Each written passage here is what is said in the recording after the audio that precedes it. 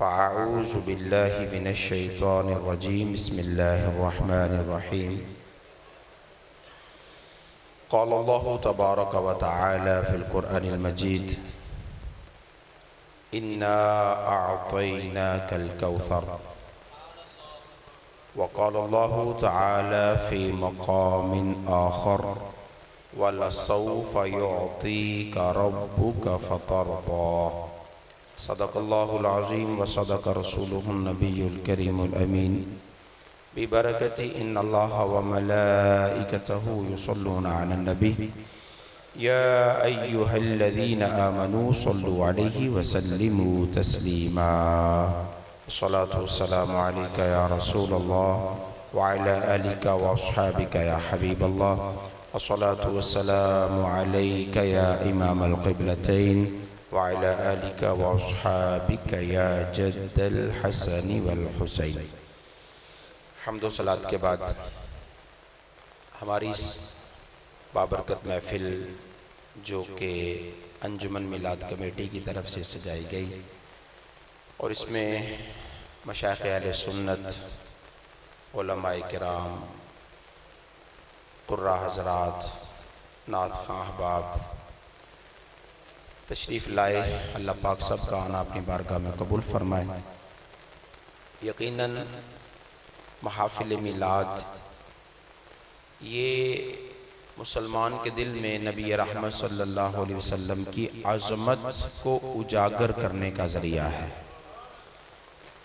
بندہ جس کا ذکر کثرت سے سنتا ہے اسی کا سنتا ہے جس سے محبت ہوتی ہے.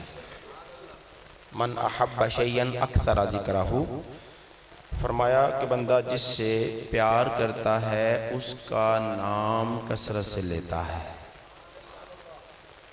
لہٰذا سنی عاشقان رسول جو ماہ میلاد میں کثرت سے محافل میلاد کرتے ہیں اس کا مطلب یہ کہ یہ اللہ کے محبوب سے پیار کرتے ہیں. اللہ ہمیں اپنے نبی مکی مدنی صلی اللہ علیہ وآلہ وسلم کی کامل غلامی عطا فرمائے، آپ کے نقش قدم پر چلنے کی سعادت عطا فرمائے. آج کی یہ بابرکت محفل یہ بھی محفل میلاد ہے، اور میلاد کا مطلب ہے، لفظی معنی تو ہے حضور کی پیدائش، میلاد پیدائش، لیکن اب پیدائش تو 12 ربیع الاول کو ہے اور آج ربیع الاول اپنے اختتام کی طرف ہے.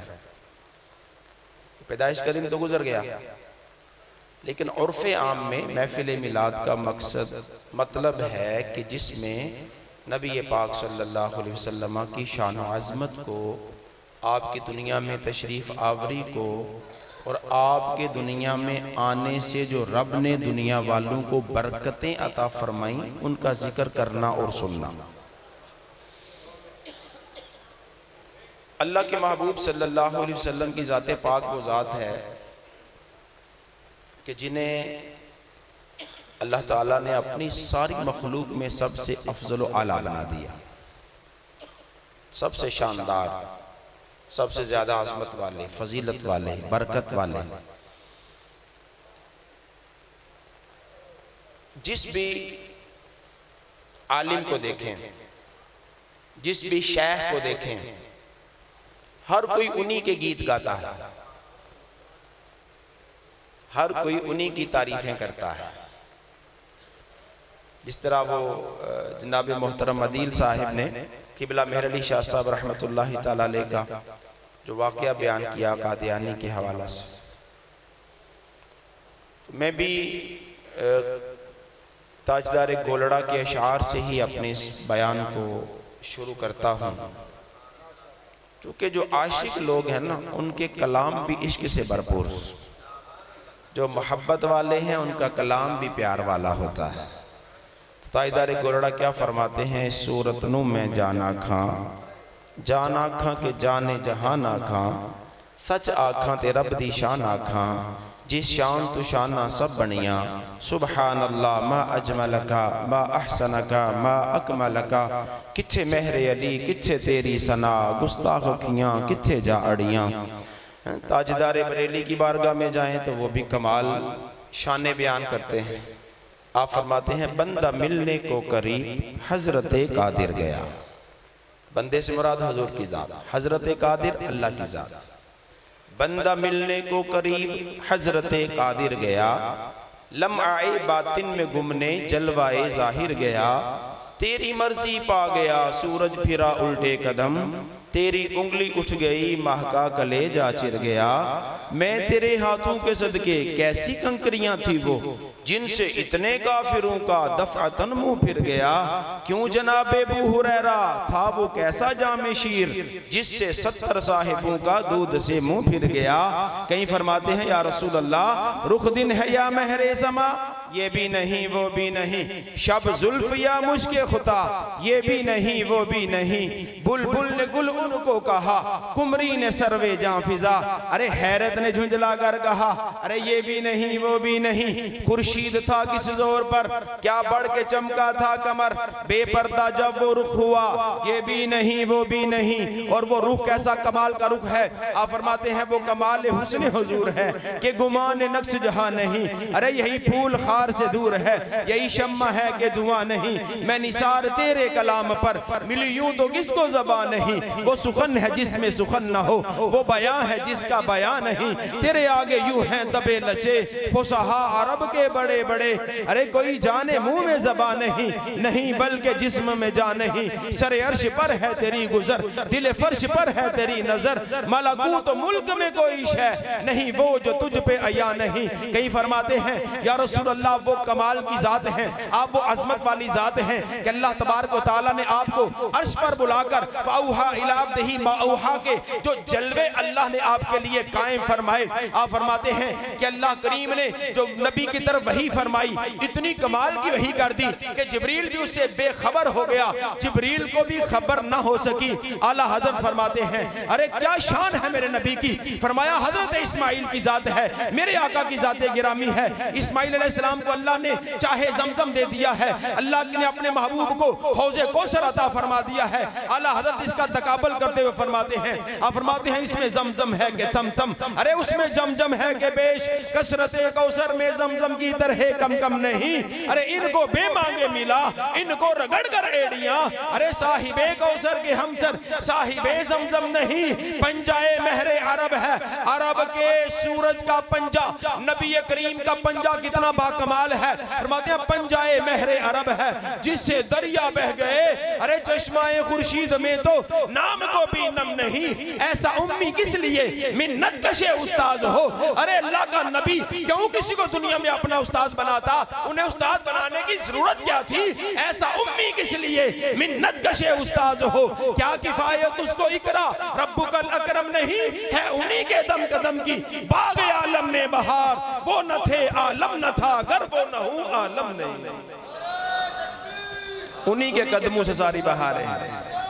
یا رسول اللہ، یا اللہ کے محبوب کی ذات وہ ذات ہے کہ وہ نہ ہوتے تو کوئی نہ ہوتا، بلکہ رب کریم نے یہاں تک حدیث قدسی میں فرما دیا کنتو کنزن مخفیہ، میں تو چھپا ہوا خزانہ تھا، فاحببت ان اعرفا، میں نے یہ پسند کیا کہ مجھے جانا جائے تو میں نے اپنی پہچان کے لیے محبوب کی دنیا میں بھیج دیا۔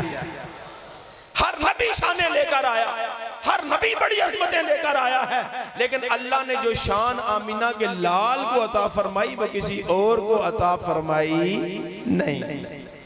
کیسی شان دی، سبحان اللہ۔ میں نے آپ کے سامنے سورہ کوثر، بڑی چھوٹی سی سورت ہے، اس کی پہلی آیت کی تلاوت کی، اِنَّا أَعْطَيْنَاكَ الْكَوْثَرَ، اور پھر میں نے 30ویں پارے میں سورہ والضحیٰ کی ایک آیت کی تلاوت کی، وَلَسَوْفَ يُعْطِيكَ رَبُّكَ فَتَرْضَىٰ۔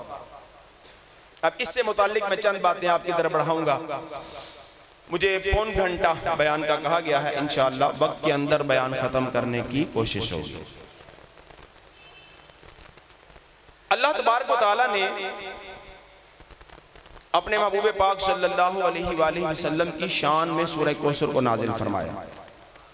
انا بے شک ہم نے اعطینا کا آپ کو عطا فرمایا الکوثر کوثر فصلی پس نماز پڑھیے لربی کا اپنے رب کے لیے ونحر اور قربانی کیجیے ان شانئک بے شک آپ کا دشمن هو الابتر وہ بے نام و نشان ہے آپ کا دشمن بے نام و نشان اس آیت کریمہ کے شان نزول کیا ہے یہ اللہ پاک نے کس موقع پر نازل کی نبی پاک صلی اللہ علیہ وسلم کو جہاں کافر بہت سارے برے ناموں سے یاد کرتے ہیں کبھی شاعر کہتے کبھی مجنون کہتے کبھی نعوذ باللہ جو ہے نا وہ کہتے یہ پاگل ہے دیوانہ ہے کبھی کہتے کہ ایک دفعہ ایک کافر نے کہہ دیا کہ جب نبی پاک صلی اللہ علیہ وسلم کے بیٹے فوت ہوئے نا تو کافر نے کہا کہ یہ تو ابتر ہو گئے ابتر کہتے ہیں جس کی نسل نہ رہے ٹھیک ہے یعنی دم کٹا بے نسل نہ رہے جس کی اس کافر نے نبی پاک صلی اللہ علیہ وسلم کو ابتر کہہ دیا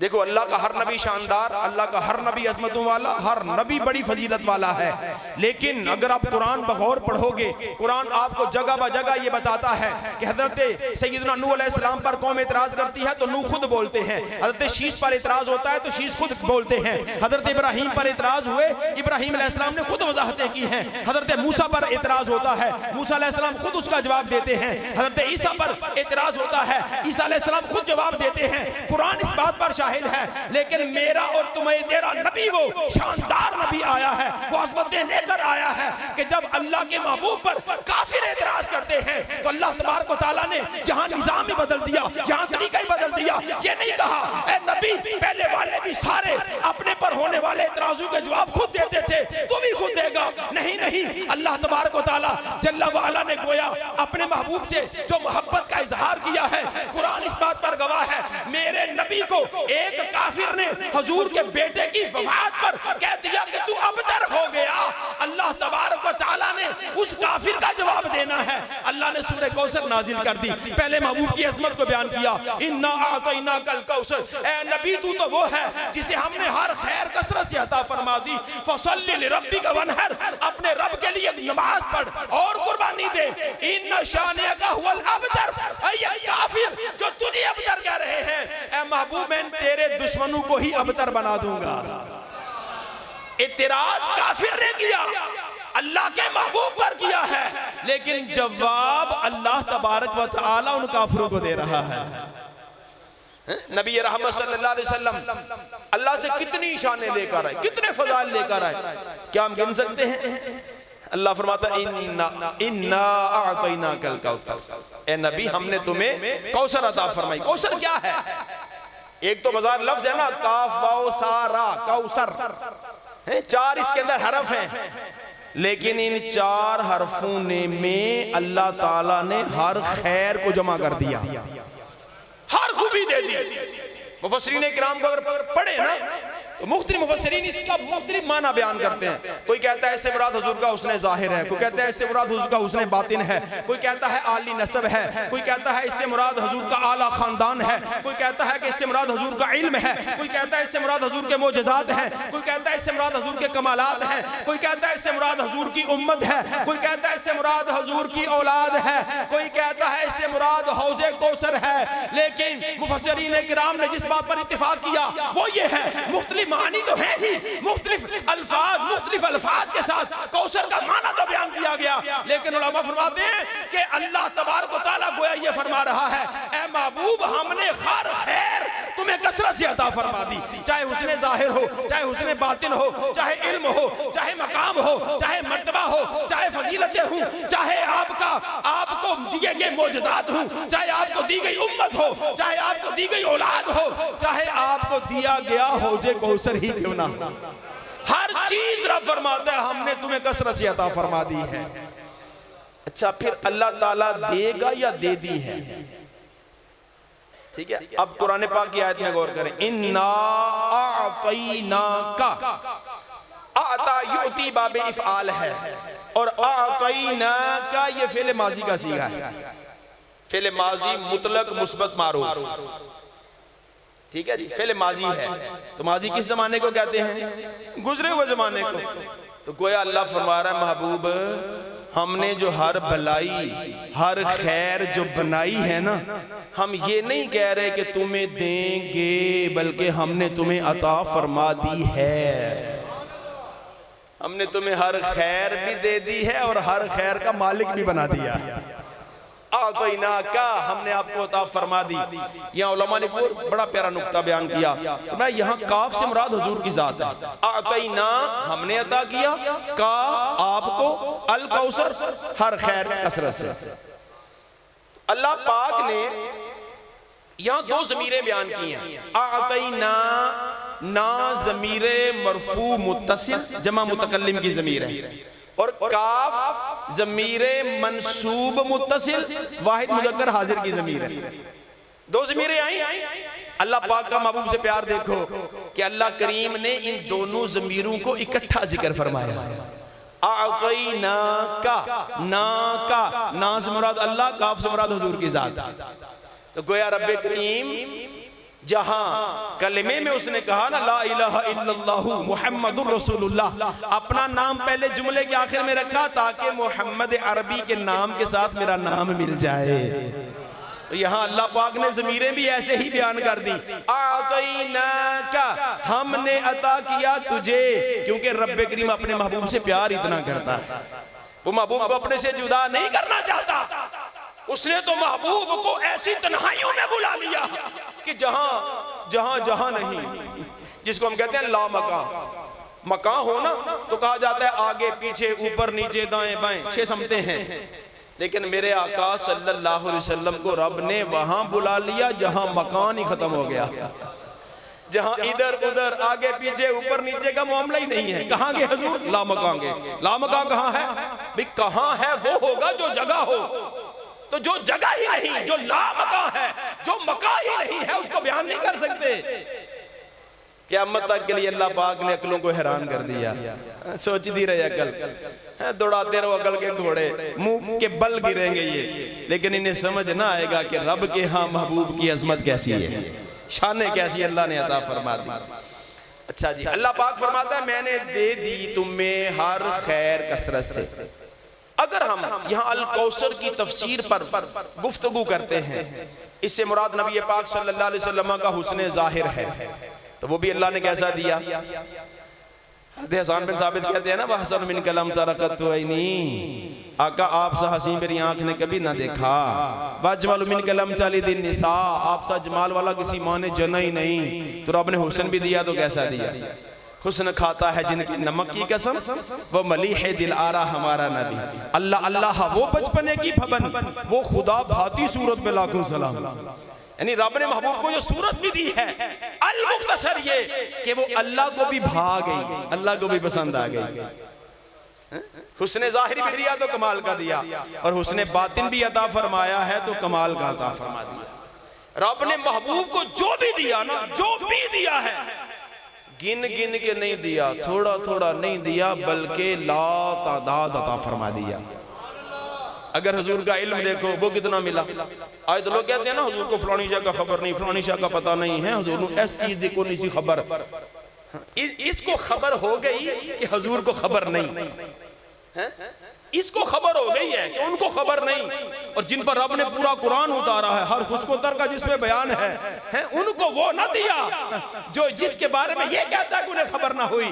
میرے آقا صلی اللہ علیہ وسلم کو رب نے علم بھی دیا تو کتنا دیا؟ وہ کہتے ہیں نا شعراء کہ علم خدا نے اینا دیتا عقلاں وچ نہ آوے، اور عقل خدا نے اینی دیتی علماں وچ نہ آوے۔ عقل بھی دی تو علموں میں نہیں آ رہا، علم بھی دیا تو عقلوں میں نہیں آ رہا، کہ محبوب کو رب نے کتنا علم عطا فرمایا۔ صرف ایک حدیث، وہ بھی مختصر سی عرض کر رہا ہوں، بخاری کی حدیث ہے، حضرت عمر رضی اللہ تعالیٰ عنہ اس کے راوی ہیں۔ آپ فرماتے ہیں ایک بار منافقین نے حضور کے علم پر کلام کر دیا، یہ آسمان کی خبریں دیتا ہے، یہ غیبی خبروں کی باتیں کرتا ہے، اسے یہ تو پتہ نہیں اس کی اونٹنی کہاں پر ہے۔ آپ کی اونٹنی گم ہو گئی تھی۔ نبی پاک صلی اللہ علیہ وآلہ وسلم کو جب خبر پہنچی تو میرے آقا صلی اللہ علیہ وسلم منبر پر تشریف لائے۔ فجر کی نماز کے بعد قام فینا رسول اللہ صلی اللہ علیہ وسلم وَأَخْبَرَنَا عَنْ بَدَئِ الْخَلْقِ، اللہ کے نبی عمر فاروق اعظم کہتے ہیں ہم میں کھڑے ہوئے اور کھڑے ہو کر مخلوق کی ابتدا سے بیان کرنا شروع کیا. مخلوق کی ابتدا سے کتنا بیان کیا؟ حتی دخل اہل الجنت فی الجنہ واہل النار فی النار، یہاں تک کہ حضور جنتیوں کے نام گنتے رہے، ان کے باپوں کے نام بیان کرتے رہے. دوزخیوں کے نام حضور نے بیان کیے، ان کے باپوں کے نام بیان کیے. آپ فرماتے ہیں یہاں تک کہ جنتی جنت میں چلے گئے، دوزخی دوزخ میں چلے گئے. حفظہ من حفظہ ونسیہ من نسیہ، جس نے یاد رکھا سو یاد رکھا، جو بھول گیا سو بھول گیا. یعنی حضور نے اتنا بیان کیا، اتنا بیان کیا، اتنا بیان کیا کہ جنتیوں کے نام ان کے باپوں کے نام بھی بیان کر دیے کہ فلانا جنتی، فلان بن فلان جنتی، فلان بن فلان جنتی، فلان بن فلان جنتی. اور دوسروں کے نام بھی حضور نے بیان کیے. تو اللہ نے علم بھی دیا تو کتنا دیا؟ کثرت سے عطا فرما دیا. وہ علم بھی اتنا ہے کہ جو عقلوں میں نہیں آ رہا، اور رب نے عقل بھی ایسی عطا فرمائی ہے کہ جو علموں میں نہیں آتا. نبی پاک صلی اللہ علیہ وسلم کی آل دیکھو، آپ کی اولاد دیکھو، بظاہر ایک بیٹی سے نسل چلی ہے، لیکن اللہ پاک نے اولاد کتنی کثرت سے عطا فرما دی. دنیا میں جہاں جہاں مسلمان بستے ہیں وہاں وہاں آل رسول موجود ہیں. اولاد بھی دی تو کثرت سے دے دی، اور رب نے امت بھی دی تو کتنی دی؟ کثرت سے عطا فرماتی. میرے آقا صلی اللہ علیہ وسلم فرماتے ہیں جنت میں جنتیوں کی 120 صفیں ہوں گی، ان 120 صفوں میں میری امت کی 80 صفیں ہوں گی. باقی 40 صفیں سارے نبیوں کی امتوں کی. لیکن حضور کی امت کی کتنی صفیں ہیں؟ 80 صفیں جنت میں حضور کی امت کی ہیں. تو رب نے امت بھی عطا فرمائی تو کثرت سے عطا فرمائی. میرے آقا صلی اللہ علیہ وسلم کے اگر معجزات کو دیکھا جائے، معجزہ نبی کی نبوت کی دلیل ہوتا ہے. ٹھیک ہے، معجزہ کیا ہوتا ہے؟ نبی کی نبوت کی دلیل ہوتا ہے. حق اور باطل کا فرق اسی سے ہوتا ہے. جو سچا نبی ہوگا وہ دکھائے گا، اور جو جھوٹا ہوگا وہ دکھا نہ پائے گا. جیسے مسلمہ کذاب تھا، حضور کے زمانے میں دعویٰ نبوت کر دیا. نبی پاک علیہ السلام کے پاس آ کر کہتا ہے کہ مجھے بھی نبوت میں سے حصہ دیں. آپ نے تنکا اٹھا کر کہا، فرمایا تمہیں اتنا بھی نہیں دوں گا، اس کے برابر بھی نہیں دوں گا، کیونکہ نبوت بانٹی نہیں جاتی. یہ اللہ کی تقسیم ہے، رب جس کو چاہے نبی بنا دے. بندہ کسی کو نبی نہیں بنا سکتا. ہاں، بندہ جس کو بنائے گا وہ غلام احمد قادیانی جیسا ہوگا، جس کو موشن لگیں گے، پیچس لگیں گے، دست لگیں گے، اور کثرت سے لیٹرین آئے جائے گا، اور بالآخر لیٹرین کے اندر ہی مر جائے گا. کیونکہ اس کو بندوں نے نبی بنا دیا نا. جن کو رب نبی بناتا ہے اللہ انہیں پھر شانیں بھی بلند و بالا عطا فرماتا ہے. تو میرے آقا صلی اللہ تعالیٰ علیہ وسلم کو رب نے اگر معجزات بھی دیے تو کثرت سے دیے. دیکھیں آپ قرآن پڑھیں نا، تو قرآن میں مختلف انبیاء کے تذکرے ہیں، ان کے ناموں کے ساتھ، ان کے کمالات کے ساتھ، ان کے معجزات کے ساتھ. لیکن ہر نبی کے معجزے گنتی کے ساتھ ہیں. کسی کو 1، کسی کو 2، کسی کو 5، کسی کو 10 دیے.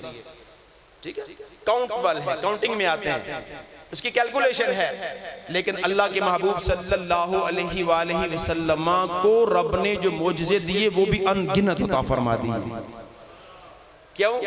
میرے آقا صلی اللہ علیہ وسلم کہ اگر کمالات کو دیکھیں نا، سیدی اعلیٰ حضرت رحمت اللہ تعالیٰ علیہ کا جو میں شعر پڑھ رہا تھا، کیوں جناب ابو ہریرہ تھا وہ کیسا جام شیر، جام پیالہ شیر دودھ.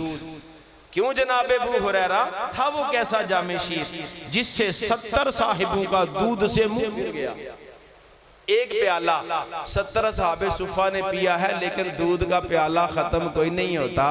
اصحاب صفہ کے منہ پھر جاتے ہیں. حضور ابو ہریرہ کو کہتے ہیں ابو ہریرہ لے تو بھی اب پی لے، سب کو پلایا ہے، اب تیری باری ہے. کہتے ہیں ایک بار پیا، حضور فرماتے ہیں اور پی، میں نے پھر پیا. حضور کہتے ہیں اور پی، میں نے تیسری بار پیا. میرے آقا فرماتے ہیں ابو ہریرہ اور پی. میں نے عرض کی آقا اب تو اتنا پی لیا ہے کہ لگتا ہے ناخنوں سے دودھ نکلنا شروع ہو جائے گا، اب اور نہیں پی سکتا. تو پھر بھی آخر میں میرے آقا صلی اللہ علیہ وسلم نے وہ پیالہ لیا، بسم اللہ پڑھی اور نوش فرما گئے. پھر وہ پیالہ خالی ہوا. 70 اصحاب ایک دودھ کا پیالہ پئیں، سارے سیر ہو جائیں، لیکن دودھ کے پیالے میں سے ایک قطرہ بھی کم نہیں ہوتا. یہ کیا ہے؟ معجزہ ہے. عقل میں نہیں آ رہا، عقل تسلیم نہیں کرتی. اور معجزہ کہتے ہی اسے ہیں جو نبی سے صادر ہو اور عقل میں نہ آئے، خرق عادت ہو، عادت کو پھاڑنے والا ہو. عادتاً ایسے کام نہ ہوتے ہوں جیسے کام اللہ کا نبی کر جاتا ہے. نبی پاک صلی اللہ علیہ وسلم کو اللہ پاک نے معجزے بھی دیے تو کثرت سے دیے. اور یہ ساری وہ چیزیں ہیں. اللہ فرماتا ہے اِنَّا أَعْطَيْنَاكَ الْكَوْثَرَ, ہم نے تمہیں ہر خوبی کثرت سے عطا فرما دی. یہ ہے زمانہ ماضی کے اعتبار سے. اچھا اگر کوئی مضارع کا صیغہ ڈھونڈیں قرآن پاک میں, اللہ فرماتا ہے وَلَا سَوْفَ يُعْطِيكَ رَبُّكَ فَتَرْضَى, واو اور لَسَوْفَ ضرور ان قریب, یعطیکا اللہ تجھے عطا فرمائے گا, یعطیکا تجھے دے گا, ربُّکا تیرا رب, فَتَرْضَى کہ تو راضی ہو جائے گا. وہاں ہے اعطینا, تھوڑی سی توجہ چاہیے. یہاں ہے یعطیکا, اعطا صیغہ ماضی ہے, یعطی صیغہ مضارع ہے. عربی میں ماضی کا زمانہ لینے کے لیے ماضی کا صیغہ, اور حال اور مستقبل کا معنی لینے کے لیے فعل مضارع کا صیغہ. تو وہاں عطا فرمایا کہ اتنا ہم نے تمہیں دیا, دے دیا, کثرت سے دے دیا. یا رب کریم تو محبوب کو مستقبل میں کیا عطا فرمائے گا؟ زمانہ ماضی میں تو نے کثرت سے دیا, کوثر عطا فرما دی, کوثر میں ہر خیر آ گئی ہے. اے مالک تو اگر انہیں مستقبل میں دے گا تو کتنا دے گا؟ اللہ سورہ دعا میں فرماتا ہے وَلَا سَوْفَ يُعْطِيكَ رَبُّكَ فَتَرْضَى, اے معبود تیرا رب تمہیں ان قریب اتنا عطا فرمائے گا, اتنا عطا فرمائے گا, اتنا دے گا کہ تو راضی ہو جائے گا. یعنی زمانہ مستقبل میں حضور کو وہ عطا کر دیا جانا ہے جس سے حضور راضی ہو جائیں.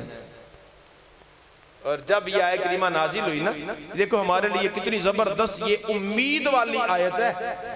میرے آقا فرماتے ہیں وَإِذَنْ لَا أَرْضَى, ہے مالک میں تو راضی نہ ہوں گا, وَوَاحِدٌ مِّنْ أُمَّتِي فِي النَّارِ, جب تک میرا ایک امتی بھی دوزخ میں ہے اللہ میں تو سے راضی نہیں ہوں گا. یعنی امتیوں کے لیے کیسی بشارت ہے کہ اللہ محبوب کے ناز اٹھائے.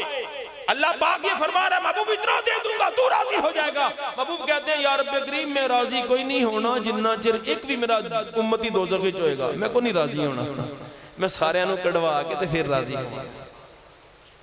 سیدنا علی المرتضیٰ شیر خدا رضی اللہ تعالیٰ عنہ سے پوچھا گیا کہ قرآن کریم کے اندر وہ کون سی آیت ہے جو آپ کے لیے سب سے بڑی امید ہے؟ آپ فرماتے ہیں پورا قرآن امید ہے, لیکن اللہ نے جو محبوب کو یہ فرمایا نا وَلَا سَوْفَ يُعْطِيكَ رَبُّكَ فَتَرْضَى, یہ ہمارے لیے سب سے بڑی امید والی آیت ہے. کیونکہ محبوب نے آگے سے کہہ دیا ہے اللہ میں کو نہیں راضی ہونا جنہ چر میرے سارے امتی جنت نہ چلے جائیں. مطلب سب سے بڑی امید یہ آیہ کریمہ ہے قیامت والے دن ہمارے لیے. تو اللہ کریم جل وعلا نے اپنے محبوب پاک صلی اللہ تعالیٰ علیہ وسلم کو جو دیا ہے کثرت سے عطا فرمایا ہے, کیونکہ نبی ہوتا ہی وہ ہے, نبی بنایا ہی اسے جاتا ہے جو اللہ کے ہاں پسندیدہ ہوتا ہے. ٹھیک ہے, ناپسند کو نبی نہیں بنایا جاتا. دیکھیں نا ہم اگر دنیا کا نظام دیکھیں, دنیا کا ماحول دیکھیں, اگر ہم دنیا میں کسی کو دوست بنائیں تو کس کو بنائیں گے؟ جو کانا ہو, جو بھینگا ہو, جو لولا ہو, جو لنگڑا ہو, جو سنتا کوئی نہ ہو, جس کی آنکھیں ماتھے پہ لگی ہوئی ہوں, جس کا ناک جو ہے نا وہ رخسار کے اوپر لگا ہوا ہو, ایسے کو دوست بناتے ہیں؟ بولے نہیں یار اتنا شکل نہ منہ نہ متھا جن پڑھوں متھا اتنا کی دوستی کرنی نہیں کرتے. دوستی خوبصورت سے دوستی ہوگی, پیسے والے سے دوستی ہوگی, سخی سے دوستی ہوگی, جو خرچ کرتا ہے اسے دوستی ہوگی. ایسا ہی ہے نا. تو ہم خوبیاں دیکھ کر دوست بنائیں, اور اللہ جسے ولی بنائے گا اس کے بھی تو اندر کو دیکھے گا نا. اللہ بھی اللہ کا ولی جو ہے نا وہ فاسق نہیں ہوتا. فاسق کہتے ہیں جو شریعت کے خلاف کام کرے. اللہ جسے مقام میں ولایت دیتا ہے, ہاں اگرچہ پہلے اگر کوئی تھا ایسا گناہگار, جیسے ہی مقام میں ولایت عطا فرما دیا اللہ اس کے دامن کو صاف ستھرا کر دیتا ہے, صاف ستھرا ہو جاتا ہے. یہ تو ہے ولایت. اور اللہ جسے نبی بنائے گا وہ کیسا شاندار ہوگا, اس کی جو ہے نا وہ کردار کی ستھرائی کیسی ہوگی. کہ سیدنا یوسف علیہ السلام کو اللہ نے کتنا حسن دیا. وہ کہتے ہیں نا خدا جب حسن دیتا ہے تو نزاکت آ ہی جاتی ہے. یہ ہمارے اور آپ کے لیے ہے, لیکن اللہ پاک نے ہر نبی کو خوبصورت بنایا. اور یوسف علیہ السلام کے ذرا حسن کے چرچے کچھ زیادہ ہوئے, اور حسن یوسف پر مصر کی عورتیں فریفتہ ہوئیں, زلیخا فریفتہ ہوئی, لیکن سیدنا یوسف علیہ السلام کا دامن صاف ہے. آپ نے زلیخا کا ارادہ نہیں کیا. وَلَقَدْ هَمَّتْ بِهِ وَهَمَّ بِهَا لَوْلَا أَن رَأَىٰ بُرْهَانَ رَبِّهِ. اللہ نے قرآن میں یوسف علیہ السلام کی پاک دامنی کو بیان کیا ہے. اللہ فرماتا ہے زلیخا نے تو ارادہ کر لیا لیکن یوسف نے ارادہ نہیں کیا. یوسف برائی کا ارادہ کرنے والا نہ تھا کیونکہ یوسف نبی ہے اور نبی کا دامن صاف ہوتا ہے, نبی کا کردار ستھرا ہوتا ہے, چونکہ نبی نے امتیوں کے لیے آئیڈیل بن کر آنا ہے. اللہ تبارک و تعالیٰ نے حسن یوسف اتنا پیارا ان کو دے دیا ہے کہ مصر کے وزراء اور مشرات کی عورتیں گویا ان پر فریفتہ ہو جاتی ہیں. لیکن جب محبوب پاک صلی اللہ علیہ وسلم کو حسن دینے کی باری آتی ہے تو علماء نے کتابوں میں لکھا کہ یوسف علیہ السلام کو اگر حسن ملا ہے تو حسن کا 1/2 دیا گیا, لیکن جب رب نے محبوب کو حسن دیا ہے تو اللہ پاک نے پورے کا پورا حسن محبوب کو عطا فرما دیا. پھر اللہ نے آدھا حسن نہیں دیا, پھر پورا حسن دیا.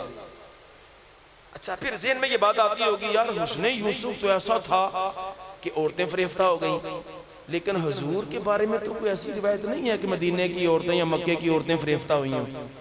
اگر حضور کا حسن بڑھ کر تھا حسن یوسف سے تو پھر کچھ ایسا ہونا چاہیے تھا نا. تو ہمارے امام سیدی اعلیٰ حضرت امام اہل سنت الشاہ امام محمد رضا خان نے اس کا جواب دیا. آپ کیا فرماتے ہیں؟ اللہ اکبر, کیا شاندار آپ نے شعر بیان کیا. فرماتے ہیں حسن یوسف پہ کٹی مصر میں انگشت زنا. حسن یوسف پہ کٹی مصر میں انگشت زنا. زنا کہتے ہیں عورت کو, زنانی, اسی سے زنانی بنا ہے. حسن یوسف پر کٹی مصر میں انگشت زنا. 5 چیزیں بیان کی, یعنی مصر کٹی, کیا کٹی؟ انگلیاں عورتوں کی. لیکن اللہ نے محبوب کو حسن کیسا دیا ہے؟ سیدی اعلیٰ فرماتے ہیں وہ حسن یوسف ہے کہ جس کو دیکھا انگلیاں کٹ گئیں, جان بوجھ کے نہیں کاٹیں. عورتوں کی انگلیاں تھیں, عورتیں تھیں, مصر کی تھیں, لیکن آقا آپ تو وہ ہو سر کٹاتے ہیں تیرے نام پر مردان عرب. اب تقابل دیکھو کیسا ہے, وہاں عورتیں, یہاں مرد, وہاں مصر, یہاں عرب, وہاں انگلیاں, یہاں گردنیں, وہاں کٹی, یہاں کٹواتے ہیں, وہاں حسن یوسف ہے اور یہاں صرف نام محمد ہے. ارے دیکھا ہوتا تو پتہ نہیں کیا کر جاتے. ممتاز قادری کو دیکھو نا, دیکھا تو نہیں ہے نا حضور کو, دیکھ بھی لیا بلکہ وہ جب جا رہے تھے دیکھ رہے ہیں کہ حضور بلا رہے ہیں جلدی آجا ممتاز ہمارے پاس. پھانسی کے پھندوں کو دیکھ کر چہرے پر مسکراہٹیں ایسے نہیں آتی ہیں. جن کے لیے آرڈر جاری ہوتا ہے نا صبح اس کو پھانسی پہ لٹکا دیا جانا ہے تو پہلے ہی آدھا مر چکا ہوتا ہے. وہ یہ عاشق ہی ہیں. سیدی اعلیٰ حضرت کے شعر کے مصداق ہیں کہ یا رسول اللہ آپ کو رب نے وہ حسن ایسا کمال کا دے دیا کہ آپ کے نام پر آج تک مرد اپنی گردنیں کٹوا رہے ہیں. وہ کمال اپنی جگہ ہے. اللہ اکبر.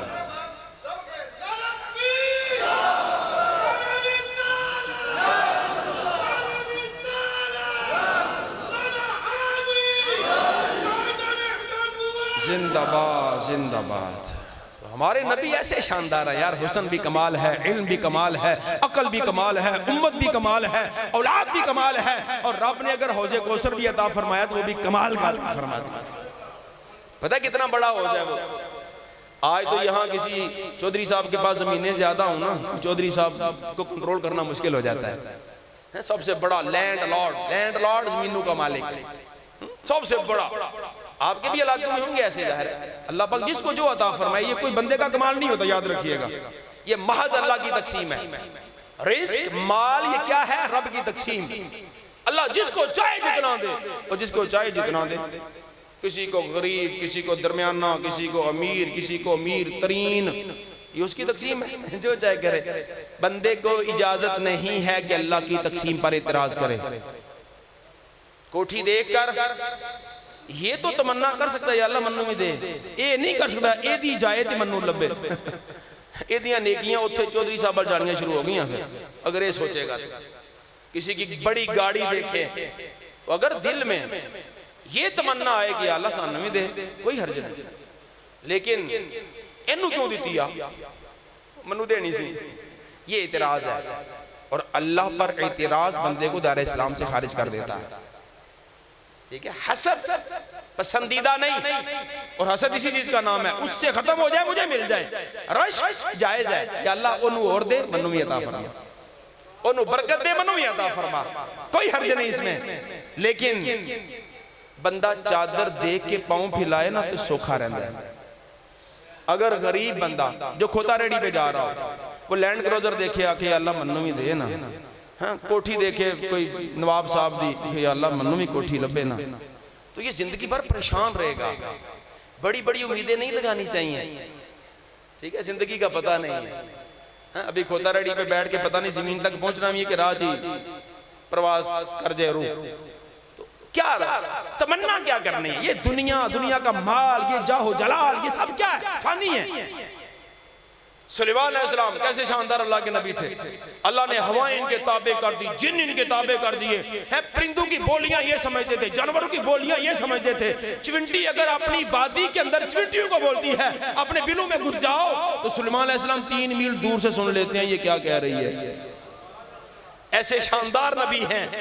ایک بار آپ اپنے تخت کو ہوا میں اڑاتے ہوئے اپنے لشکر کے ساتھ لیے جا رہے ہیں، ہوا کو فرماتے ہیں میرے تخت کو وہاں لے چل، تو رستے میں ایک کسان ٹائپ بندہ، زمیندار بندہ وہ زمین پہ کھڑا ہے، اس نے اڑتے ہوئے جب سلیمان کے تخت کو دیکھا نا، کہنے لگا سبحان اللہ کیا شان ہے، سبحان اللہ، اے اللہ تو پاک ہے، کیا شان ہے۔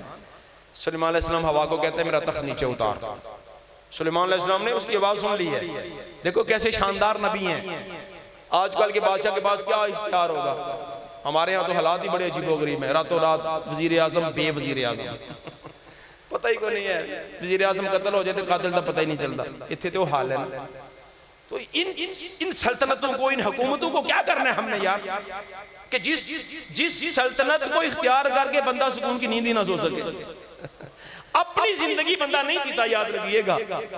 ہم غریب خدا کی قسم بڑے مزے میں ہیں، ٹھیک ہے مہنگائی ہے، وہ ایک پریشانی ہے، لیکن اپنی نیند سو جاتے ہیں نا۔ کوئی نیند کی گولی لیتے ہیں ہم میں سے؟ نیندر نہیں آندی جی گولی کھاؤ، ایک نال نہیں آئی تو 2 کھاؤ، 2 نال نہیں آئی تو 3 کھاؤ، کوئی نہیں۔ یہ جننے بڑے وڈیرے نے نا، یہ گولیاں کھا کے سوندے نے، انہوں نیندرہ نہیں آندیاں۔ اب میں نام نہیں لے سکتا ورنہ مجھے پتا ہے ایک ایسا وزیر صاحب ہے ہمارے گجرات کے اندر جو کھاتا اپنی مرضی سے لیکن نکال نہیں پاتا، مشین سے نکالا جاتا۔ کتنی اذیت ہے، یعنی وہ واش روم نہیں جا سکتا بیچارہ، اس کی جو بڑی آنت ہے نا جو پخانے والی ہوتی ہے، اس کی حرکت ختم ہو چکی ہے، اس کا پخانہ نہیں خارج ہوتا، اس کو مشین سے پخانہ نکالا جاتا ہے۔ کروڑوں خربوں کو کہاں لے کے جانا ہے؟ اللہ کا شکر ادا کیا کر۔ ایک غریب اللہ کے نیک بندے کے پاس آ گیا، کہنے لگا بڑا غریب ہوں، اللہ نے مال کو نہیں دیا، بڑا فقر ہے، بڑی تنگی ہے۔ آپ فرماندے نے اچھا یار ایک آنکھ تے دے منو 10 لاکھ روپے دی دینا ہے؟ نہیں پائی، میں نہیں دینی بابا جی۔ اچھا چل ایک بائیں دے 10 لاکھ دی، نہیں میں نہیں دینی۔ آپ فرماندے نے اچھا یار انکار ایک لاتی منو دے 10 لاکھ دی۔ آپ اس بیان کرتے رہے، قیمت بیان کرتے رہے، وہ غریب انکار پہ انکار کرتا رہا۔ اور میں آؤ خدا دیا بندیا، تنو اللہ نے کروڑاں دے آزاد دینے، تو غریب ہے، تیرے کو لے لکھاں دے صاحب دے، آنکھ دی قیمت لکھاں بھی بندے نو نہیں لب دی یار۔ اللہ نے اولاد دیتی، بعض امیر ایڑیاں رگڑ رگڑ کے مر جاتے ہیں، بے اولاد دنیا سے چلے جاتے ہیں، اولاد نہیں ملتی۔ کیا اولاد پیسوں سے مل سکتی ہے؟ کیا آنکھ کا نور پیسے سے مل سکتا ہے؟ کیا دل کا سرور پیسے سے مل سکتا ہے؟ نہیں ملتا۔ یہ جو گناہ والی لذت ہے نا، یہ لذت پریشانی والی ہے۔ بندے کی طبیعت کبھی بھی گناہ کر کے پرسکون نہیں ہوتی، یاد رکھیے گا، چونکہ روح کی غذا اللہ کا ذکر ہے، گناہ نہیں ہے۔ یہ فلمیں، ڈرامے، گانے باجے نہیں ہیں، رب کی یاد۔ اللہ بذکر اللہ تطمئن القلوب، اللہ فرماتا ہے اس دل کو میں نے بنایا ہے، اور اس دل کی غذا بھی میں جانتا ہوں کیا ہے، وہ میری یاد میں دلوں کا سکون ہے۔ ایک بندہ شرابیں پیے، ایک بندہ نشے کرے، اور ایک بندہ اپنے گھر میں، اللہ کے گھر میں بیٹھ کے 100 بار ہو کی ضربیں لگائے نا، جو لطف اسے حاصل ہوگا نا، وہ شرابیں پینے والے کو بھی نہیں ہے۔ اللہ پاک نے رکھا ذکر، دل کا سکون اپنے ذکر میں رکھا، اپنی یاد میں رکھا ہے۔ اس لیے کبھی یہ نہ سوچو پیسہ نہیں ہے، مال نہیں ہے، غربت بڑی ہے، اللہ کی دی ہوئی ہر حالت پہ راضی رہو، یہ بندے کا کام ہے۔ اور جب راضی رہیں گے نا تو اللہ پاک پھر نعمتوں میں اضافہ فرمائے گا، پھر برکت آئے گی۔ تو سلیمان علیہ السلام نے جب یہ سنا نا، اس بندے نے کہا سبحان اللہ کیا شان ہے، آپ نے فرمایا ہوا میرے تحت کو نیچے اتار کر اس کو سلام کیا۔ سلام کے بعد فرمایا او بھائی یہ سلطنت تو جاتی رہے گی، تیری سبحان اللہ کی نیکی باقی رہے گی۔ میرا تخت بھی تخت ایک دنیاوی چیز تھی نا، اس نے آہستہ آہستہ بسیدہ ہو گئے، فنا ہو جانا تھا۔ آپ کی حکومت بھی ایک دن چلی جانی تھی، آپ نے جب فوت ہو جانا تھا۔ میری یہ حکومت، میرا یہ تخت، میری یہ شان و شوکت یہ ایک دن چلی جائے گی، لیکن تیری زبان سے نکلا ہوا سبحان اللہ، اس کی نیکی ہمیشہ کے لیے باقی رہے گی۔ یہ سوچ لے کر جانی ہے ان محافل سے، ٹھیک ہے، یہ سوچ لے کے جانی ہے۔ پیسہ جس کے پاس زیادہ پیسہ اتنا زیادہ وہ پریشان ہے۔ کبھی حقیقت کی نگاہ سے اس پر غور کیجئے گا، جس کے پاس جتنا سونا زیادہ اس کے پاس اتنی پریشانیاں زیادہ، جس کے پاس زمینیں زیادہ اس کے پاس اتنی پریشانیاں زیادہ۔ ہم مریں ہماری اولاد لڑتی کوئی نہیں، لیکن جب لینڈ لارڈ مرتا ہے نا اولاد میں فتنے اٹھ جاتے ہیں۔ اے زمین جڑی نا او زراعت والی ہے دا ریٹ ہی کو نہیں، او جڑی ہے نا وہ کمرشل پھڑے ہو جاتے او تیری تے میری۔ اور یہ پریشانیاں کیوں ہیں یہ آپ کو سمجھانے کے لیے عرض کر رہا ہوں، تاکہ غریب کبھی اس بات کو دل میں ملال کے طور پر نہ لے کہ یار میں غریب ہاں تے فلانے امیر نے تے اللہ نے سانو دتا کچھ نہیں، انہوں نے بے بہا دتا سو۔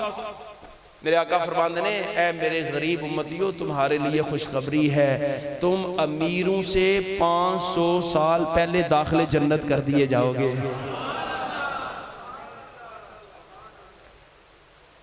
دنیا تے بھی پیسہ وبال، غریب جو ہے نا وہ کم قتل کیا جاتا ہے، عمرہ زیادہ قتل کیے جاتے ہیں۔ کیوں؟ پیسے کھونے نے نہ کرو۔ چور بھی زیادہ کہاں آتا ہے؟ کچے مکان میں چور آتا ہے؟ کہاں آئے گا؟ جہاں کوٹھی ہوگی، بڑا سا بنگلہ ہوگا، جس کا دروازہ جو ہے نا 4 6 10 لاکھ کا لگا ہوگا نا، چور نے وہاں آنا ہے، اس کو پتا دروازے کی یہ قیمت ہے تو اندر پتہ نہیں کیا کچھ رکھا ہوگا۔ اور جس بیچارے کا دروازہ ٹوٹے ہے انہیں لالا کے پھٹیاں جوڑے ہیں، انہوں اگے اندر پرانا جا لنڈے چڑے آگے کپڑا لٹکائے ہیں تاکہ پردے دی صورت رہے۔ وہ دے گھر چور آگے کی کرنا ہے؟ سیدہ رابعہ بصریہ دے گھر بھی چور آ گیا سی۔ اللہ دی نیک بندی، اللہ اکبر۔ چور آیا انہیں تلاش کی تھا، کوئی شے نہ لبھی۔ اللہ دے ولیاں دے گھر دنیاوی مالو سباب گھٹ ہوندا ہے۔ جلے چلا واپس تے آپ جو کہ جاگ رہی ہیں ساری رات آپ عبادت فرماندیاں سی، آپ نے دیکھا بندہ آیا تے ٹر چل ہے واپس، آپ نے آواز دیتی خدا دے بندے خیر ہے آیا سے ٹر چل ہے، انہیں کہا مائی صاحبہ لبا کچھ نہیں ہے تو انہیں میں جانا ہی ہے۔ میں درہ ٹھہر واپس بلایا، لوٹے میں پانی ڈالا، فرمایا چل وضو کر۔ آپ نے اس کو وضو کروایا، وضو کروا کر اس کو مصلی بچھا کر کہا اس پر کھڑے ہو کر 2 رکعت نفل ادا کر۔ ولیاں دے گھروں کو خالی جائے تے چنگی گل نہیں نا ہے، اگرچہ انہاں دے ہاتھ بظاہر خالی نے لیکن انہاں کو اللہ پاک نے انہاں نو دنیا آخرت دے خزانیاں وچوں عطا فرمائے آؤں ہے۔ مصلی بچھا کے جلے نفل پڑھنے شروع کیتے نا 2 رکعت نفل، جلے سجدے وچ گیا نا تے آپ اللہ دی بارگاہ چ رو پیاں، مالک میرا کام انہوں تیرے اگے جھکانا سی، دل پھیرنا تیرا کام ہے، دل پھیر سا۔ آپ فرماندیاں نے 2 تو بعد اور 2 پھر 2 پھر 2 پھر 2 پڑھ کے نفل پڑھ کے نفل ساری رات گزر گئی۔ میں نے کہا ہاں بھائی خدا دے بندے کچھ مزہ آیا، کچھ ملیا ہے؟ کہندہ ملیا ہی آج جے کے اس تو پہلے تو زندگی ہے میں ہی گزر گئی ہے۔ جو اس میں ہے نا خدا کی قسم اٹھا کے کہہ رہا ہوں، اللہ کے گھر میں بیٹھا ہوں، جو رب کی یاد میں جو نماز میں مزہ اور لطف اور سکون ہے نا یہ کہیں نہیں، نہ پیسے میں ہے، نہ مال و دولت میں ہے، نہ حکومت میں ہے، نہ کرسی میں ہے، جو اس میں مزہ ہے، جو بندگی ہے نا بندگی۔ دیکھو اللہ پاک نے جو بندے کے لیے رکھا ہے نا وہ کیا رکھا ہے؟ اگر میں کہوں آپ میں سے کسی کو ذرا ناک سے لکیریں نکالیں، آپ نکالیں گے؟ سجدے میں بندہ کیا کر رہا ہے؟ سجدے میں بندہ کیا کر رہا ہے؟ غور کرو، اللہ نے بندے کو کس حالت میں ڈال دیا؟ جب اس کا ناک زمین پہ، جب اس کی پیشانی زمین پہ، جب اس کے ہاتھ زمین پہ، پیٹھ اٹھی ہوئی ہے، کمر جھکی ہوئی ہے، سر زمین کے اوپر ہے۔ یعنی اگر میں یہ کہوں کہ انسانی باڈی کا سب سے اوپر والا حصہ جب زمین پہ جا کے خاک ہو رہا ہے، خاک میں مل رہا ہے، تو میرے آقا فرماتے ہیں اس وقت بندہ جب کہ سجدے میں ہوتا ہے اپنے رب کے سب سے زیادہ قریب ہوتا ہے۔ اور یہ عاجزی کا وہ مقام ہے.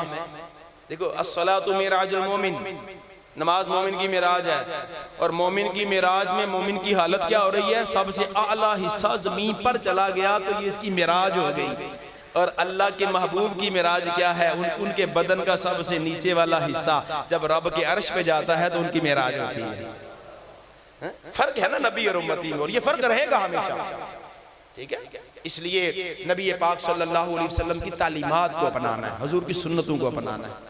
آج کی اس محفل پاک سے آپ نے کیا لے کے جانا ہے؟ آپ جا کر یہ بتائیں گے بڑے پیسے سٹے سی 10 روپے بھی سٹے، 20 والے بھی سٹے سی، 75 والے نوٹ بھی سٹے سی، جدے ہوتے بابے تے چڑیلاں دیاں تصویراں سی.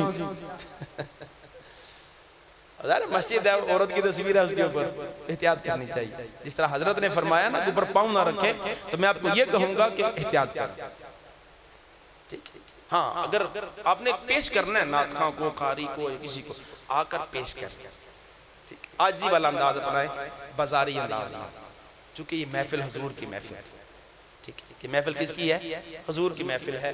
اور ادب کا لحاظ بہت ضروری، با ادب با نصیب. جو جتنا ادب کرتا ہے نا، جتنا ادب کرتا ہے وہ اتنا زیادہ پاتا ہے. جس طرح حضرت کی توجہ گئی، میری توجہ نہیں گئی. حالانکہ میں نے کوشش کیا جمپ ماروں پر پاؤں نہ آئیں، لیکن وہ بکھرے ہوئے اتنے تھے کہ جگہ ہی نہیں تھی پاؤں رکھنے کی.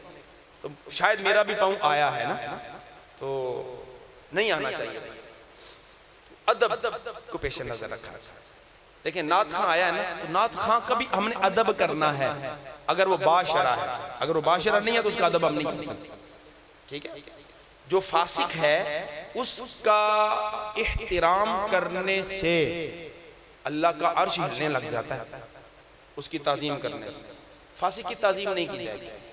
ہاں اگر ابا جی فاسق ہوں تو اولاد اپنے ابا کی تعظیم پھر بھی کرے گی، لیکن ان کے ابا جی کی ہم تعظیم کر کے مصلی امامت میں کھڑا نہیں کر سکتے جس کے ابا جی باشرہ نہیں ہیں. ٹھیک ہے، تو ادب، نعت خواں کا ادب، قاری کا ادب. اور میں سمجھتا ہوں ادب یہ نہیں ہے کہ ہم یوں کریں، ادب یہ ہے کہ پیش کریں. اس سے انشاءاللہ پتہ کیا ہوتا ہے؟ دیکھیں الحمدللہ ہم تو کوشش یہ کرتے ہیں کہ اس طرح کی صورت بنے ہی نہ، پیار سے عرض کر دیا جاتا ہے.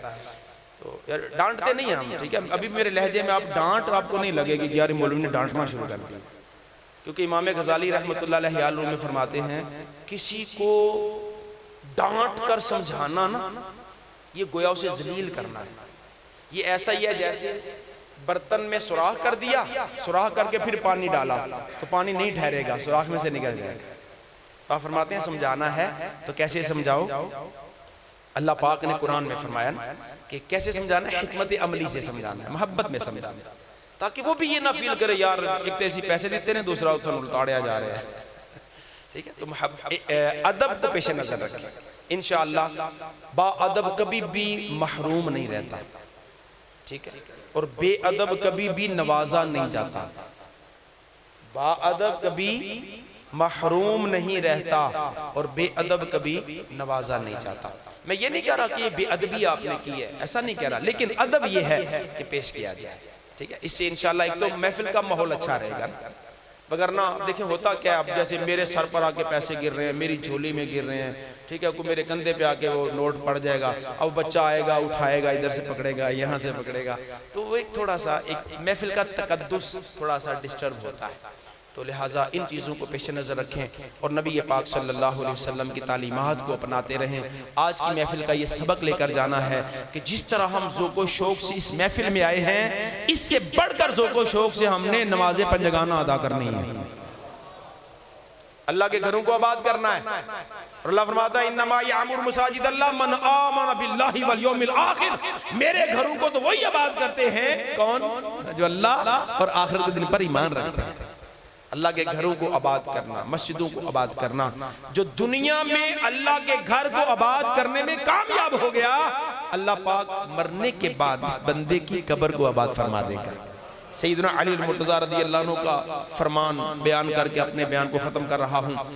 جس طرح ہمارے نعت خواں بھائی نے مولا علی رضی اللہ عنہ کے حوالے سے تھوڑا سا ذکر خیر چھیڑا تھا، تو میں اسی مناسبت سے سیدنا علی المرتضیٰ شیر خدا کرم اللہ تعالی وجہہ الکریم، آپ فرماتے ہیں تاریخ الخلفاء میں علامہ جلال الدین سیوطی شافعی رحمۃ اللہ علیہ کی یہ کتاب ہے، اس میں آپ نے یہ روایت نقل فرمائی۔ آپ فرماتے ہیں ایک بار مولا علی رضی اللہ تعالیٰ اپنے چند احباب کے ساتھ اپنے دور خلافت کے اندر موجود تھے، تو آپ فرماتے ہیں کہ اگر اللہ مجھ علی کو اختیار دے، اے علی جنت جانا ہے تو جنت چلے جاؤ، مسجد جانا ہے تو مسجد چلے جاؤ، تو آپ فرماتے ہیں علی بن ابی طالب یہ مسجد میں جانے کو پسند کرے گا۔ کہاں جانا پسند کرے گا؟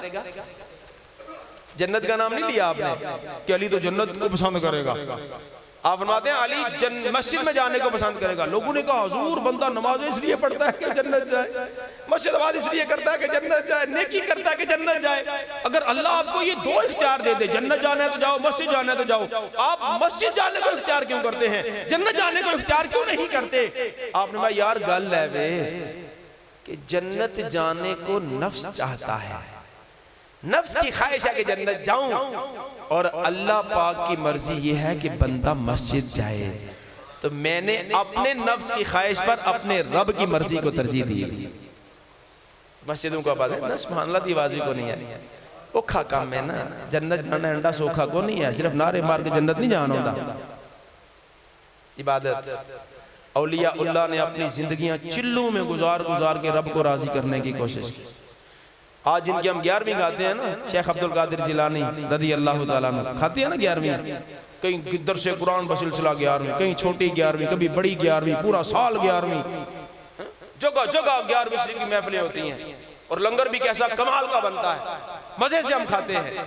لیکن شیخ عبدالقادر جیلانی رحمۃ اللہ علیہ اپنے رب کو راضی کرنے کے لیے آپ نے پتہ ہے کیا کیا؟ 25 سال فرماتے ہیں میں نے عراق کے جنگلوں میں جا کر مجاہدے کیے، اسی دن 5 باری مجاہدہ نہیں کر سکتے نماز پڑھ کے، آپ نے 25 سال عراق کے جنگلوں میں گزارے ہیں۔ فرماتے ہیں میں پتے کھا کے گزارا کرتا تھا، پتے کھانے کو کچھ نہیں ملتا تھا۔ آج ان کا خادم تو کھا کے جو ہے نا وہ وزن بڑھاتا جا رہا ہے، لیکن غوث پاک کا حال کیا ہے؟ فرماتے ہیں 25 سال میں نے عراق کے جنگلوں میں گزارے، میں درختوں کے پتے کھا کر اپنے پیٹ کی آگ بجھایا کرتا تھا، لوگ جو چیزیں گھروں سے باہر پھینک دیتے تھے میں وہ اٹھا کر گزارا کرتا تھا رب کو راضی کرنے کے لیے کہ میرا رب راضی ہو جائے۔ عبادت۔ اور پھر وہ وقت بھی آیا کہ جب ایک بڑھیا اپنا بچہ لے کر آپ کے پاس آتی ہے، کہتی ہے حضور میں دیکھتی ہوں اس کا دل آپ کی طرف مائل ہے، اپنے پاس رکھیں، اسے مجاہدے کروائیں۔ میں ٹھیک ہے چھوڑ جا، چلی جا۔ وہ بڑھیا چلی جاتی ہے، کچھ عرصے کے بعد آئی، جا کر دیکھوں بیٹے کا حال کیا ہے۔ غوث پاک کی بارگاہ میں آئی، دیکھا سامنے حضرت مرغی کا گوشت کھا رہے ہیں، مرغی کی ہڈیاں پڑی ہوئی ہیں۔ آگے بڑھی، دیکھا بیٹے کا رنگ پیلا پچ ہو چکا ہے، اور وہ خشک وہ روٹیاں جو ہے وہ مشکل سے چبا کے کھا رہا ہے۔ ماں تھی، ماں کی ممتا نے جوش مارا، غوث پاک کی بارگاہ میں واپس آتی ہے، عرض کرتی ہے حضور یہ کون سی بات ہوئی، یہ کون سا انصاف ہوا، آپ تو مرغیاں کھاؤ، میرے بیٹا خشک روٹیاں کھائے۔ آپ رحمت اللہ تعالیٰ علیہ نے اس ہڈیوں پر جو مرغی کی ہڈیاں تھی ان پر ہاتھ پھیرا، میں قوم باذن اللہ، او مرغی اللہ کے حکم سے زندہ ہو جا۔ وہ مرغی کڑ کڑ کرتی زندہ ہو گئی، اس پر بال آگے گوشت آ گیا، وہ زندہ ہو گئی۔ فرمایا اے بڑھیا ابھی اس کے مجاہدے کے دن ہیں، جب وہ بھی اس مرتبے پر آئے گا پھر یہی کچھ کھائے گا جو ہم کھا رہے ہیں۔ تو مجاہدہ ہوتا ہے۔ اور آج اس دور کے اندر مسلمان کے لیے سب سے بڑا مجاہدہ کیا ہے؟ 5 وقتہ نماز با جماعت صف اول میں ادا کرنے کی کوشش کرنا۔ جی ہاں، جو 5 نمازیں پڑھ لینا دن میں، اسے ہم اگر وہ باشرہ بھی ہے تو اللہ کا ولی بھی کہہ دینا کوئی حرج نہیں، تو جیڑا 4 پڑھے ایک بھی نہ پڑھے نا، ایک نہ پڑھے 4 پڑھدا ہوئے وہ بھی بے نمازی ہے، دوزخی ہے، وہ جنتی نہیں ہے۔ جنہیں صرف فجر پڑھنی ہے باقی 4 کو نہیں پڑھنی ہے، وہ تو اس تو بڑا دوزخی ہے۔ عین الفقر میں سلطان بہو رحمت اللہ علیہ نے یہ بات بیان کی ہے بے نمازی کے حوالے سے۔ آپ فرماتے ہیں جب خنزیر صبح کرتا ہے نا، اللہ کی بارگاہ میں دعا کرتا ہے یا اللہ آج صبح میرے راہ وچ کوئی بے نمازی منو نہ ٹکرے۔ کون کہندہ ہے؟ خنزیر، جسے ہم کہیں جی خنزیر کا نام لو تو زبان 40 دن ناپاک ہوتی ہے، وہ کہتی ہے میں نہیں ناپاک، تو میرے تو بڑا ناپاک ہے۔ یعنی خنزیر بے نمازی کو ناپاک سمجھتا ہے۔ اب جس گھر میں ایک بے نمازی کتنی بے برکتیاں ہوں گی، جس میں 2 بے نمازی وہاں بے برکتیوں کا حال کیا ہوگا، اور جہاں پورا ٹبر ہی بے نمازیوں کا ہوگا وہاں برکت کہاں سے آنی ہے۔ اس لیے آج جو یہ احساس ختم ہوتا جا رہا ہے نا نمازوں کے حوالے سے، رشتہ کرنے جانا ہے تو یہ دیکھیں گے کاروبار کیا ہے، کماتا کتنا ہے، گھر کیسا ہے، محلہ کیسا ہے، گلی کیسی ہے، ان کے واش روم تو، ان کے کچن تو، ان کے کمرے کیسے ہیں، ٹائل پتھر لگا ہوا کہ نہیں لگا ہوا، پکے چھت ہیں کہ کچے چھت ہیں، ان کو دیکھا جاتا ہے۔ کون یہ دیکھتا ہے کہ بچہ نمازی ہے کہ نہیں، بچہ دیندار ہے کہ نہیں، بچہ اللہ کا خوف رکھنے والا ہے کہ نہیں، نہیں دیکھا جاتا۔ تو پھر حال بھی ہوتا ہے، کسی کو مہینے بعد طلاق، کسی کو 2 مہینے بعد طلاق، کسی کو 6 مہینے بعد طلاق، گھر نہیں بستے۔ اس لیے اگر گھر بسانے ہیں تو اپنے دل کو رب کی یاد سے بساؤ، نماز کی صورت، اللہ کے ذکر کی صورت میں۔ اللہ مجھے بھی، آپ کو بھی، ہم سب کو عمل کی توفیق عطا فرمائے۔ رب کریم ہماری آج کی اس حاضری کو اپنی بارگاہ میں قبول فرما کر ہم سب کے لیے بخشش، نجات اور برکت کا ذریعہ بنائے، آمین بجاہ خاتم النبیین صلی اللہ علیہ وآلہ وسلم۔